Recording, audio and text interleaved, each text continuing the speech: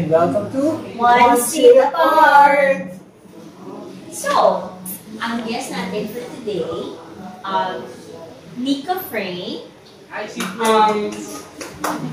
Paano mo natin siya nakilala? Yung nagpakilala sa akin dun sa 5th episode natin sa Taloy, siya rin yung nagpakilala sa akin kay Nico. And then, aside from that, I saw Nico sa PhilSCAP, right?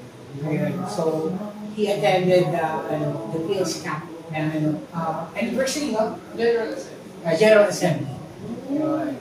And then, he's our feature artist of episode 6. Yes. So, we're now in episode 6. Woo! Before we start, like, subscribe, follow, and watch our contents. Yes. Okay. So Nico, if I may ask, how old are you? I'm 26 years old. Batchmates! Batchmate natin siya. Tita siya. Kasi, Ang babata ng host natin. batch 97 kami, Oh, na high batch school. 97. Pinanganak siya, 97. Okay. So, when did you start dun sa music industry? Yung music industry, nag-start ako noong pandemic to 2020.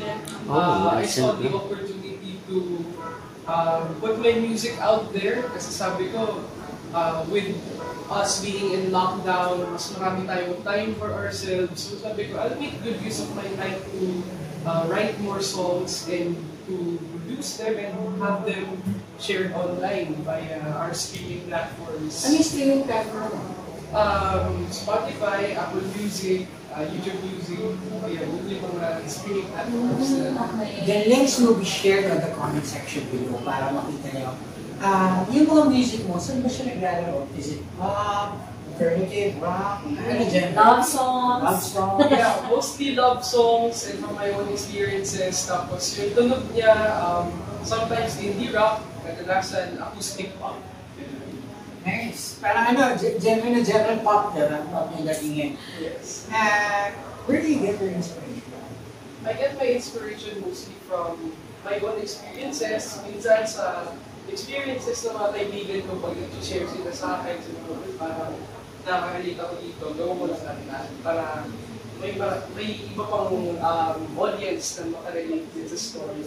Is it more of a positive experience ba or negative or mixed naman siya? Ang mix naman, negative experience siguro pinaka-break din yan. But other than that, parang chill na kwentuhan lang. Tapos, when you create music, gano'n siya katagal? It depends, sir. Kasi minsan may isa akong kanta na tinapos ko yung buong song, like yung lyrics, in just 20 minutes. Wow! There are songs naman that took years for me to complete. So it depends din talaga sa inspiration ko or sa nararamdaman ko at that time when I find the right words to say, ayun. And then when it comes to me, saka ko siya natapos. Nice. Actually, ngayon ko lang sasabihin to, ha? Ngayon ko lang sasabihin to. Tignan niyo kung anong oras mag-timestamp kayo.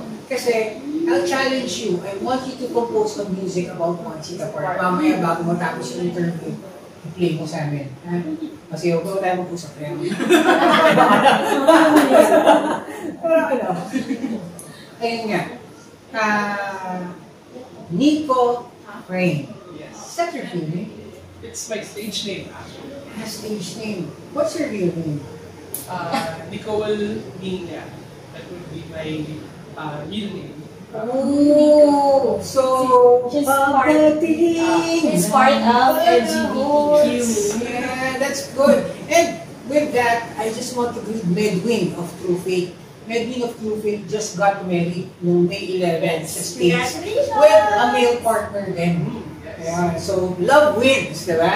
Congratulations. Ako, honestly, with regards to our LGBTQ plus brothers and sisters, sila yung epitome ng limitless love or unconditional love. Kasi tayo, nasa stigma tayo ng lalaki para sa babae, babae para sa lalaki. Which is, that is the conventional. Paano mo sasabihin unconditional yun? Paano mo sabihin limitless yun? Diba? Pero with you guys, that's really what you call unconditional and limitless kasi there's no boundaries. Diba? So yun. Yun lang naman, pero sobrang happy ako. Medwin, congratulations. And then, Do you have a partner? No. No, Nico! Kaya shout-out natin yan. Pero sabi ni Nico kasi, from experience, were there heartbreaks or happy moment with your partner before or with friends na parang, uy, ano to pwede to diba? Yes, so yung heartbreak muna, yan syempre pinagpupunta ko I've been through lots of rejections.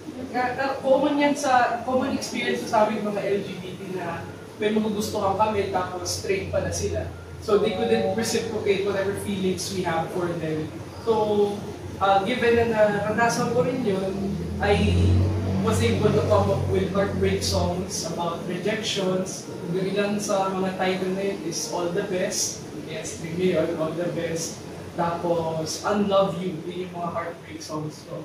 Yung happy naman, I have this song coming up sometime this year. The title is Iisang Himig. I co-wrote it with a few good friends of mine who are also indie musicians, just myself. And we collaborated on the song kasi napagbuklod kami ng pandemic and it's amazing how we were able to deepen our friendship virtually. Kahit kahit hindi kami allowed na magkita-kita dahil lockdown, but we were able to build our own music community. And we also came up with that song to celebrate the kind of friendship that we were able to have. That's nice. It's good. Parang maganda yun. I mean, marami talagang naging positive result din ng pandemic. Pandemic, yes. More time to yourself, more time with the family. More time on their passion. Yes. And then, is it easier ba to compose a song or to write a song about that experience? Or is it for good naman or pantay lang? Depende din yun sa intensity ng emotions. Based from my experience, mas intense yung mga bad emotions. Kasi after kong mailabas lahat ng bad emotions, nagiging okay na ako. Yun ang naging outlet. Yung outlet ko, it heals me. So, mas nakakapagsulat ako kapag negative yung emotion. That's very good. Yes. Naalala ko diba? They have common for the past, yes, that we have for previous episodes of One Sit Apart. True. They normally, parang yung compositions nila based on negative feelings, bad feelings, or heartbreaks. And it's easier for them to write, and then after that, they will feel okay na kasi it's more of an outlet, and that's how you express how you feel. Good. Yeah, I just want to quote yung sinabi nga niya, ni Kaloy Diokno. Sabi niya, kaya may nagpapakamatay kasi hindi nila malabas yung emotions nila. Well, you can cry, you can shout, pero kulang kulang. Pero, ayun nga, tayo very open na tayo ngayon for mental health. In mental health wellness, requires or demands an outlet. Saka yung iba kasi, wala din naman ibang makakausap or they're afraid to open up kasi hindi nila, siguro hindi sila sanay na mag-open up with other people, even with close friends or families. So yung iba na yung naiisip. Diba? And it's good thing about the people or the guests that we had before na ang outlet nila is music. Yeah. Tsaka if it's true song, di ba, ang sarap niyang isigaw. Yeah. Parang wala siyang masyadong sakit. Ang sarap niya lang pakiramdaman. Exactly. Do you have any, sabi mo nga, there were struggles, Rejection na galing from LGBTQ community. Not only with friends that who rejected you, pero pati ba sa family, how do you come out that mom, dad, what's the struggle? What's the story behind it? Well, honestly, I didn't have that kind of coming out moment. Yung mga pinapakita nila sa TV na mag-uusap yung magulang at yung anak, I didn't have that. Parang kasi, growing up, nakikita na nila na gano'n na talaga ako. Acceptance agad ng parents. They tried to suppress it. Pag pupunta kami sa church on a Sunday, pagsusok din ako ng Vestida, and then I would throw a tantrum. But even if naging difficult for them to accept it nung maliit pa ako, I'm happy that my parents were able to accept it over time. And naiintindihan ko naman, napatawad ko naman na sila for it na they didn't know any better before it. Na yun kasi siguro mas open na yung media to such themes. Siguro may nakilala na rin silang people in their circles who have the same identity as me, and nakita nila na, hey, maybe being gay isn't so bad after all. Yung anak natin gay, so what's stopping us from loving them? Alam ko naman na even if ganito na ako ever since I was a kid, hindi naman sila nagkulang sa pagmamahal sa akin. And I'm really happy that I have such supportive parents who outgrew that close-mindedness. Love wins. Pero, ilang taon ka? Yung parang na-realize mo na, I like people with the same sex. Parang ano pa lang eh. Maliit. Wala na nagkamalay na ako. 3, 4. Talaga? You came from an exclusive school, right? Yeah, elementary and high school ko. Although yung preschool ko co-ed kami yun, and I would find myself na mas ang ipaglaro ako sa boys, ganyan. Yung nice toys na lalaki. So, imbis na Barbie, baril. Kotse. Sa bagay, baril pa sa babae rin. Somehow we cannot blame naman sometimes sa parents na, kasi Filipino is conservative. It's very conservative. Stigma of the Spanish, di ba? Yes. French culture. Pero it's nice to hear na you are supported, they have accepted you wholeheartedly. And di ba, hindi na kasi siya, hindi na siya bago. Yeah, let me ask, how old is your parents, your mom or your dad? No? Both of them nasa age? 49 sila ba rin? Kasi edad mo! Kapal na mukha mo! Pero kasi, those age kasi, hindi nilalayo sa batch ni Chef. Hoy! Ikaw din! I'm only 43, I'm so sorry. Pero kasi, yung experience kasi ngayon, we saw the difficult and part of those people. Kaya siguro, yung pagdating namin dito, mas open na kami sa mga bagay. No? So during our time, no time natin, like yung high school, we know people na wala pa namang community noon, but they're going there. Parang sobrang strict. They've experienced na not being accepted. Yung talagang, for example, LGBT ako, hindi ko talaga pwedeng pakita. Kailangan makahanap ako ng friend ng LGBT rin na, or they need to keep it to themselves. Tapos, yun yung outlet nila. Kaya na, based on statistics, maraming nagpakamatay ng 90s, between 90s to 2000, maraming nagpakamatay under LGBT. And that's true. Check it with Google. I didn't know. Anyway, so going back, so how many songs have you already composed? Compose, marami. Wow! Hindi ko numbers or Hindi ko tandaan. Kasi the rest ko kung bakit nasabi ko marami, kasi there are these scribbles on my notebook na hindi ko rin naman talaga natapos. But the idea is there.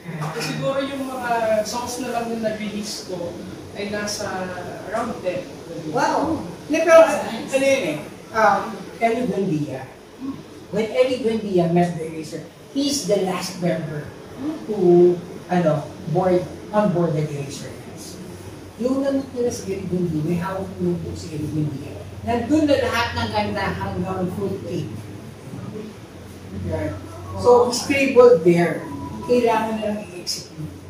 So, yeah. Yes, you have a database of the song. You produce the 10. Pagka kailangan, meron ako nga. I just plug in the music, sing it, wala. Diba? And that's, that's the nature of an artist. Na meron tayo ikaw. Diba? So, Ang galing, no? Ang galing. The God's perfect gift to you. When did you discover that God's perfect gift? I discovered my gift for songwriting when I was around grade 6. Siya grade 6? Nakipagpatindiro pa ako sa labas eh. May music industry na pala dapat pag grade 6 ka lang. Ano? Talaga? Grade 6. What is the first song that you wrote? It was, nakalimutan ko na yung title noon, kung how it goes, but I remember it was for our grade 6 graduation. Wow! Dun sa school ko kasi noon, may graduation song competition for the students, tapos whoever wins, yun yung magiging graduation song for that. And you were chosen, the song rather was chosen. Unfortunately, Not siguro hilaw pa yung bigla. But then, yun yung nagpasimula, sabi ko, parang fun gawin ito Parang, I'll keep doing it. May gift pala ako. Feeling ko yung napiling kanta, hindi sila yung sumulat na. Pinasubmit lang. At isisyo ikaw talaga. Ma'am Cheryl De Ocampo, estudyante mo to. Yeah! Sige, hi, nanonood siya from the States. Oh, yes. Nasa US na sila. Anyway, so, ang saya, no, I guess this is by far my second favorite shoot that we have. Any struggles aside din sa nasabi mo? Pagsunod mo sa passion mo, sa music, ano yung mga struggles, ano yung mga roadblocks, and how did you recover? I'd be lying if I said walang struggles. So, one of the first and foremost struggles na nakaharap ng musician is financials talaga. Financial sa, in the sense na baka hindi kukulang ka sa gamit.